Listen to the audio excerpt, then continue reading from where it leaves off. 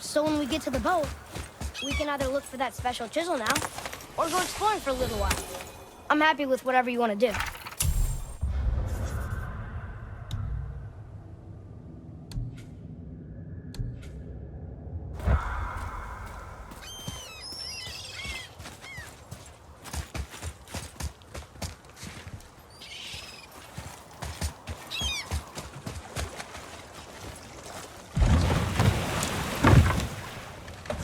Which way to the chisel?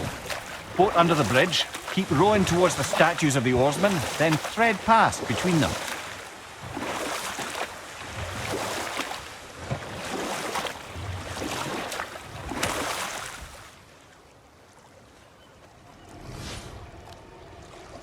Mimir, you never did tell me why Freya spit in your face. Well, she blames me in large measure for her present circumstances, and not totally without reason. It all goes back to the long war between the Aesir and Vanir. Prior to that, wars for the Aesir were easily won, but the Vanir had proved their equal and exacted devastating damage.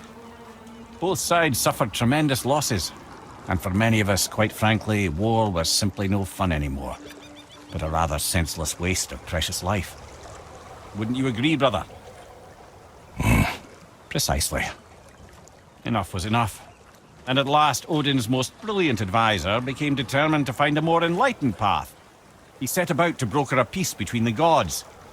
It took some convincing, but ultimately Odin was persuaded to marry his deadliest enemy, a certain Vanir goddess, legendary not only for her fertile beauty, but her genius at the very Vanir magic that Odin had long aspired to master.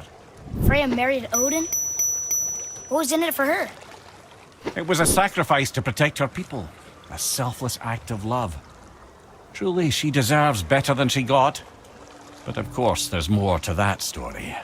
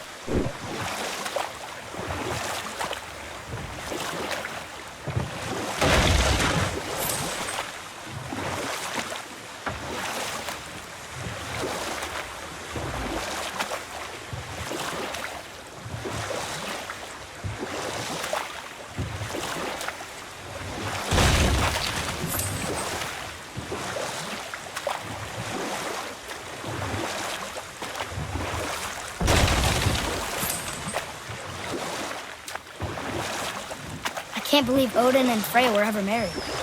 Love and hate are more closely intertwined than you might imagine. For instance, Odin hates the giants and they him. But Thor's own mother was the giantess Fjorgun, one of Odin's great loves. So Thor's half god and half giant? Weird. Once Fjorgun was gone, lonely ages passed for Odin. And as war with the Vanir raged, I could see what he really wanted beneath his bluster. And after no small amount of convincing, they agreed.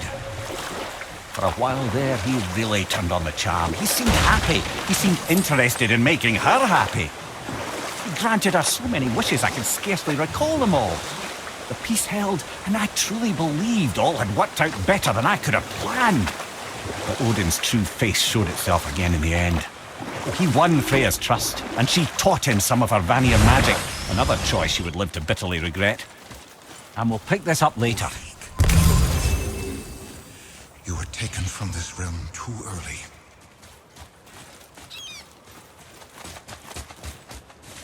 You who walks among the living, my beloved Gulvig calls to me. She yearns for peace, yet her remains lie in pieces. I beg of you, make my Gulvig whole again. You want us to collect her bones? Gross. Gulvig's Seidr magic knows no bounds. She can reunite you with those you've lost. Really? How? Boy. I can smell your grief, child. Rest assured, her magic is strong enough to create bridges between life and death, if only for a short while. Boy, we are leaving. They've taken 3 of Sweet Gulvig's bones and spread them across the lake. Bring me her bones, child. Gulvig will reward you.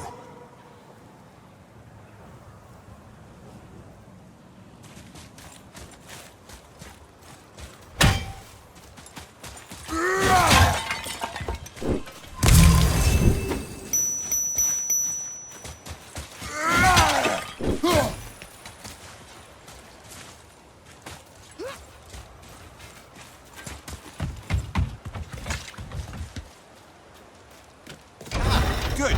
The special chisel is ahead, past this gate.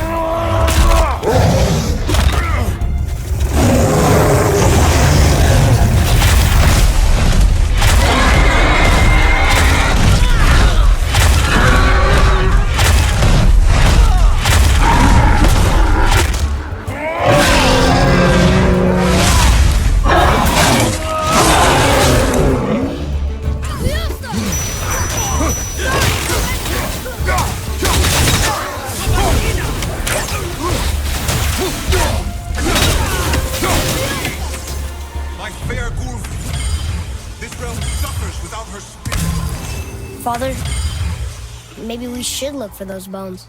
Why? Didn't you hear him? We could talk to Mom again. If we keep an eye out Look while if you wish, boy. I will not be distracted by this fool's errand.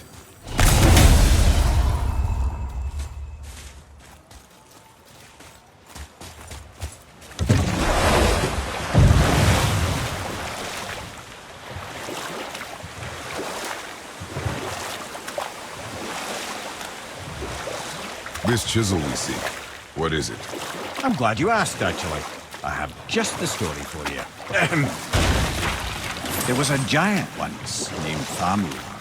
A very giant, who, despite his mountainous size, was without question the greatest stonemason this world had ever seen. Proud Thamur hoped to one day pass his vast knowledge on to his son. But young Hrimthur had the heart of a warrior. Perhaps the father had too much fear in him, or the son too little. Either way, a quarrel of theirs spiraled out of control, and the overworked stonemason, bonk, struck his son. Hrimthur ran off into the night.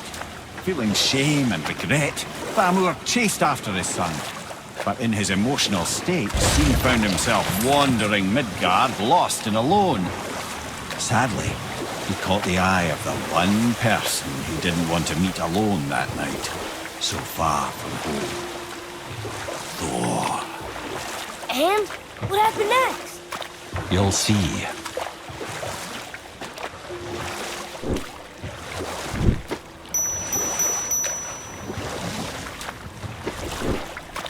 Thor killed him. Oh no. You fell in the village? Aye. When Thamur fell, he crushed a charming place famed for worshipping the Vanir god Njord. Thor always took credit for planning that one. The truth is, the sweaty ballbag just got lucky.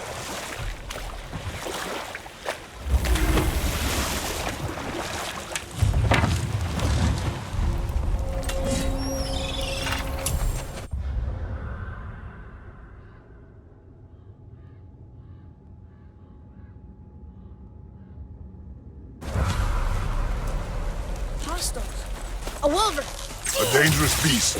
We will take him down together.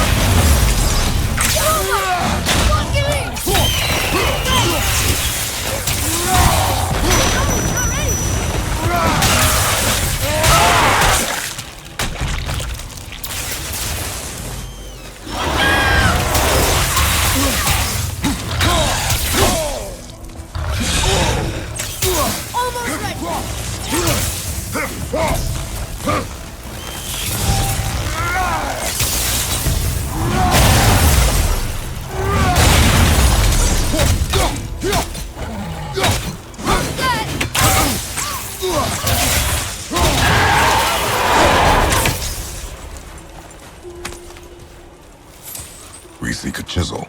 The tip of one, yes. A very, very giant chisel.